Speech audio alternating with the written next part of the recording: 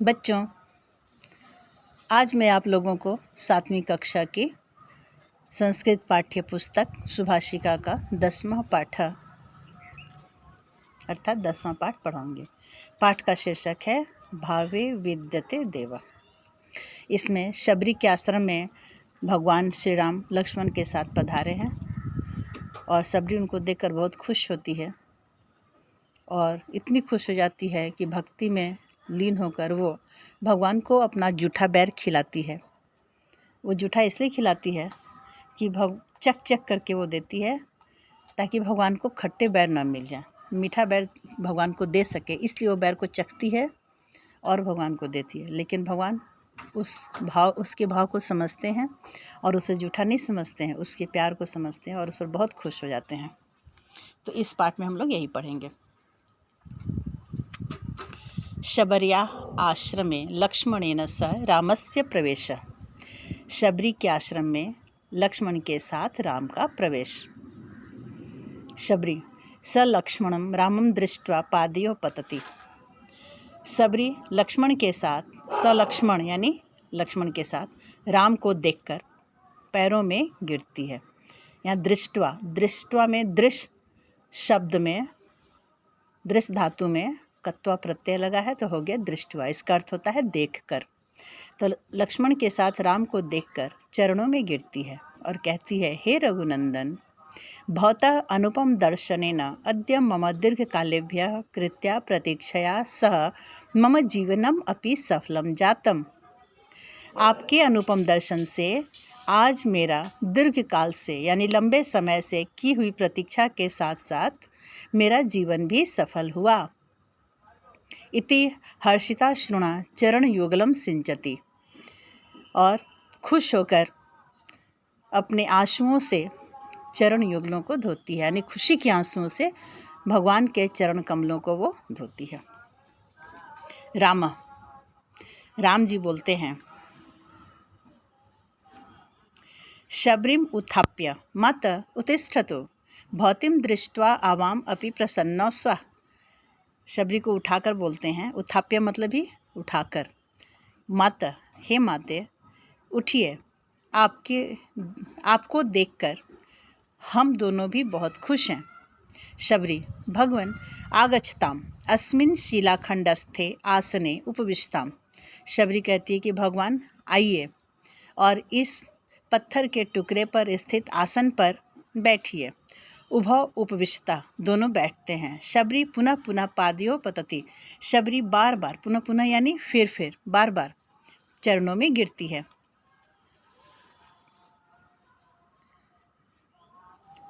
राम देवी अलम अति विनयेन। राम जी बोलते हैं कि हे देवी, इतनी विनयशील मत होइए।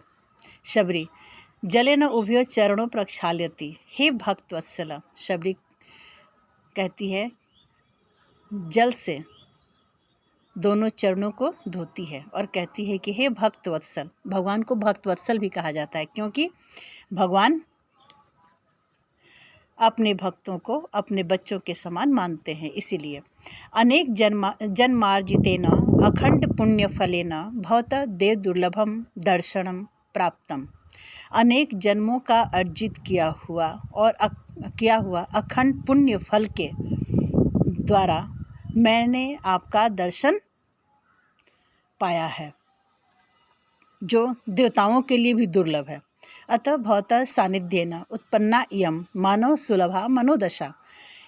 इसलिए आपकी निकटता से, आपकी समीपता से, आपके सानिध्य से ऐसी मनोदशा होना ये मानव सुलभ है। इति चरण युग्मम पूजयति। और ऐसा करके वो चरण कमलों को, दोनों चरणों को पूजती है। युग्मम यानी जोड़े, दोनों चरणों को पूजती है। राम हे भद्रे अस्मिन् निर्जने कानने भवती कथम तिष्ठति। राम जी पूछते हैं कि हे भद्रे कहते हैं आदर सूचक शब्द है ये। इस निर्जन वन में आप कैसे रहती हैं? ऐसे कथम मने क्यों भी होता है, यहाँ पे कथम का अर्थ कैसे भी है। जैसे आप कैसे रहती हैं, यह भी कह सकती हो कि क्यों रहती हैं। शबरी श्रीमन् अहम गुरुणां महर्षि मतंगेन सह अस्मिन् वने निवसामि स्म। शबरी बताती है कि हे श्रीमान, मैं गुरु महर्षि मतंग के साथ इस जंगल में रहती थी। गमन काले सह मां बोधितवान् यत् सर्वशक्तिमान परमात्मा श्रीहरे श्रीराम रूपेण पृथिव्याम अवतरितः अस्ति। जाते समय उन्होंने मुझसे कहा कि सर्वशक्तिमान परमात्मा श्रीहरि राम के रूप में पृथ्वी पर अवतरित हैं। स तव आश्रमे आगमिष्यति, वह आपके आश्रम में आएंगे।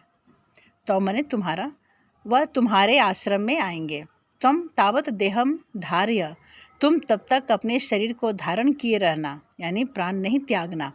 राम परंतु महर्षि मतंगा कुत्र गतः, राम जी पूछते हैं कि लेकिन महर्षि मतंग कहाँ गए। शबरी स तो मुक्तिम प्राप्त, वो तो मुक्ति प्राप्त कर लिए, यानी उनकी मृत्यु हो चुकी। अतः अहम भवतः दर्शनस्य प्रतीक्षायाम अत्र निवसामि स्म, इसलिए मैं आपके दर्शन की प्रतीक्षा में यहाँ रहती हूँ। हे प्रभु, अहम तो निम्न जात्याम जाता अस्मि। हे प्रभु, मैं तो निम्न जाति की हूँ, यानी निम्न जात में उत्पन्न हुई हूँ। जाता यानी उत्पन्न होना। मैं तो निम्न जाति में उत्पन्न हुई हूँ। ज्ञानहीना अपि अस्मि, और ज्ञान से हीन भी हूँ, यानी ज्ञानी नहीं हूँ, अज्ञानी हूँ। न जानामि भक्ति कथम क्रियते, नहीं जानती हूँ कि भक्ति कैसे की जाती है। अतः स्वयमेव प्रसन्नो भवतु, इसलिए आप खुद ब खुद प्रसन्न हो जाइए। स्वयं एव, यहाँ दो शब्द संधि किए हुए हैं, स्वयं जोड़ एव, यानी स्वयं ही प्रसन्न हो जाइए। रामा सस्मितम, राम जी आश्चर्य से, माता भक्तिम न जातिम अपेक्षते, बोलते हैं कि हे माते, भक्ति जाति को नहीं देखता है। ज्ञानम चापी न पश्यति, यहाँ पे चापी, यहाँ पे दो शब्द है, च जोड़ अपि, च मने और, अपि यानी भी। ज्ञानम चापी न पश्यति अर्थात ज्ञान को भी नहीं देखता है। केवलम श्रद्धाम विश्वासम च अपेक्षते, केवल श्रद्धा और विश्वास को देखता है, केवल श्रद्धा और विश्वास की अपेक्षा करता है। श्रद्धा नाम गुरु वेदांत वाक्येषु विश्वास इति, श्रद्धा नाम गुरु वेदांत का वाक्य विश्वास करने योग्य है। शबरी अधुना आश्वसितास्मि भवते भोजनाय वन सुलभम मधुरम फलम आनयामि। शबरी बोलती कि आज मैं आश्वस्त हो गई, आपके भोजन के लिए जंगल से जो फल प्राप्त हो सकता है, सुलभ यानी आसानी से प्राप्त हो सकता है, वैसे मीठे फल लाती हूँ। फलम आन्यति, ऐसा कह कर के वो जाती है और फल लेकर आती है। उच्छिष्टम कृत्वा भोजनार्थ रामाय ददाति, जूठा करके भोजन के लिए राम को देती है। लक्ष्मण सर्वम दृष्ट्वा सक्रोधम, लक्ष्मण सबको देखकर क्रोध से बोलते हैं, यानी गुस्सा हो जाते हैं, गुस्सा होकर के बोलते हैं। एतत् किम, यह क्या है। भवती उच्छिष्टम फलम किमर्थम भगवते ददाति, आप जूठे फल क्यों भगवान को देती हैं। शबरी शांतम पापम, बोले कि आप शांत हो जाइए, पाप को शांत कीजिए। हे सौमित्र, अहम तो मधुरम फलम अन्वेष्यामि यत्र रघुनंदनाय रोचते। हे सौमित्र, यानी लक्ष्मण का नाम सौमित्र है क्योंकि वो सुमित्रा नंदन है, सुमित्रा के पुत्र है, इसलिए उनको सौमित्र भी कहा जाता है।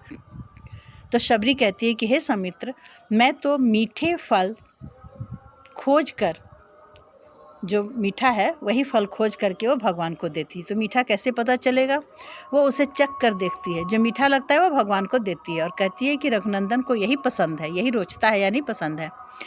तिक्तम अम्लम व फलम मम कोमल चित्ताय रघुनाथाय कष्टकरम भविष्यतु खलु, तीता और खट्टा फल ये कोमल चित्त रघुनाथ के लिए कष्टकर होगा। लक्ष्मण परंतु बोलते हैं, तब तक राम जी उन्हें रोकते हैं। रामा लक्ष्मणम मध्य एवं अवरोध्य, राम जी लक्ष्मण को बीच में ही रोकते हैं। हे लक्ष्मण, अब बोलते हैं हे लक्ष्मण, माँ मैवम, बोले कि ऐसा नहीं है। शबरी प्रदत्तानि एतानि फलानि मह्यम बहु रोचते। शबरी का दिया। शबरी बोलती है कि प्रदत्तानि एतानि फलानि मह्यम बहु रोचते, ये दिए हुए फल मुझे बहुत पसंद है लक्ष्मण, परंतु एतानि तो उच्छिष्टानि। लक्ष्मण बोलते हैं कि लेकिन ये तो जूठे हैं। राम अनुज एतानि अनन्य प्रेम श्रद्धा भक्ति मिश्रितानि न तो उच्छिष्टानि।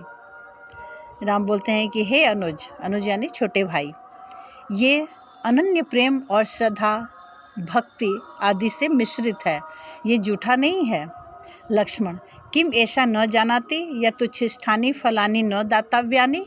लक्ष्मण बोलते हैं कि क्या ये नहीं जानती है कि जूठे फल किसी को नहीं देते हैं। राम जी बोलते हैं सौमित्र इयम एव भक्ते पराकाष्ठा एतादृशा एव ऋषय मुनिय भक्ताश्च जीवन मुक्ता कथ्यन्ते। राम जी कहते हैं कि हे सौमित्र, ये तो भक्ति की पराकाष्ठा पर है, ऐसी भक्ति तो ऋषि मुनि भी अपने जीवन मुक्त करने के लिए कहते हैं। शबरी प्रभो भवतः दर्शनेन पूजनेन सेवया च मम जीवनम सफलम जातम। हे प्रभु, आपके दर्शन और पूजन से मेरा जीवन सफल हो गया। संप्रति आदिशतु भवान अग्नि समाधौ प्रवेष्टुम इच्छामि। आप मुझे आदेश दें कि अब मैं अग्नि समाधि में प्रविष्ट हो जाऊं, यानी अग्नि समाधि ले लूं। इति चरणयों प्रणम्य तपोबलेन अग्नि समाधौ प्रविशति। ऐसा कह करके वो दोनों चरणों में प्रणाम करती है और तप के बल से, बहुत तपस्विनी थी वो, बहुत तपस्या करती थी, तो तप के बल से वो अग्नि समाधि में प्रवेश कर जाती है, यानी अग्नि में प्रवेश कर जाती है और उनकी मृत्यु हो जाती है। तथा आकाशात आगते अलौकिके विमाने उपविश्य वैकुंठ लोके प्रतिगच्छति। तब वो आकाश से आए हुए अलौकिक विमान में बैठकर